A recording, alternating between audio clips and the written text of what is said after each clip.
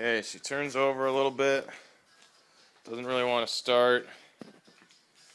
I do have the air box off, which may not help. I'm going to grab a little bit of starter fluid, give it a little bit of shot in there. She likes to turn over. Every once in a while she'll crack once or twice, but then she doesn't want to really go. So, not sure where to go from here, to be honest. Tried this a bunch of times. It's kind of the same thing. Roll, roll, roll, crack once or twice. Maybe I'll get 2 or 3 seconds out of her, and that's about it.